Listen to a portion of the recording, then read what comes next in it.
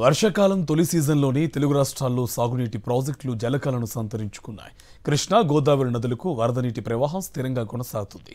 కృష్ణా గోదావరి బేసిన్లోని ప్రాజెక్టులు నిండుకుండలా మారాయి.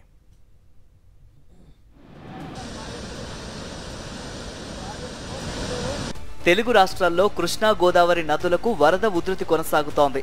జూరాల జలాశయానికి భారీ ఎత్తున వరద ప్రవాహం కొనసాగుతోంది. దీంతో జూరాల ప్రాజెక్టుకు సుమారు 3 లక్షల క్యూసెక్కుల వరద నీరు వస్తూ ఉండగా 39 గేట్లు ఎత్తి అదే పరిమాణంలో దిగువకు నీటిని వదులుతున్నారు. జూరాల ప్రాజెక్టు పూర్తి నీటి నిల్వ సామర్థ్యం 9.6 టీఎంసీలు కాగా ఇప్పటికే 7.9 టీఎంసీల నీటి నిల్వ ఉంది.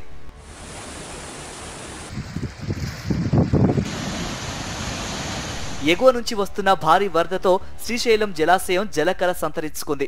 నీటి మట్టం పూర్తి స్థాయికి చేరుకొని నిండు కుండలా మారింది.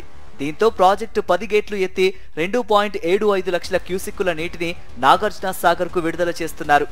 ప్రస్తుతం శ్రీశైలం జలాశయం ఇన్ఫ్లో 3.79 లక్షల క్యూసెక్కులు, అవుట్ఫ్లో 3.59 లక్షల క్యూసెక్కులుగా ఉంది. జలాశయం గరిష్ట నీటి మట్టం 885 అడుగులు కాగా ప్రస్తుత నీటి మట్టం 883.9 అడుగులకు చేరింది. గరిష్ట నీటి నిల్వ 215.8 టీఎంసీలు, ప్రస్తుత నీటి నిల్వ 209.59 టీఎంసీలుగా ఉంది. అదేవిధంగా భద్రాచలం వద్ద గోదావరి నీటి మట్టం 43.5 అడుగుల వద్ద నిలకడగా ఉంది.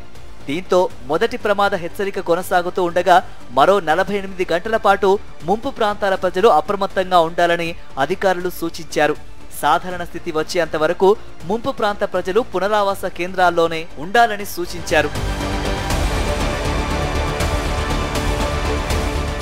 ఇక తూర్పు గోదావరి జిల్లా ధవళేశ్వరం కాటన్ బ్యారేజీ వద్ద గోదావరి వరద ప్రవాహం క్రమంగా తగ్గుతూ 12.8 అడుగుల నీటి మట్టానికి చేరుకుంది. అయితే ఇప్పటికీ మొదటి ప్రమాద హెచ్చరిక కొనసాగిస్తూ ఉండగా సుమారు 11,41,000 క్యూసెక్కుల నీరు సముద్రంలోకి విడుదల చేస్తున్నారు.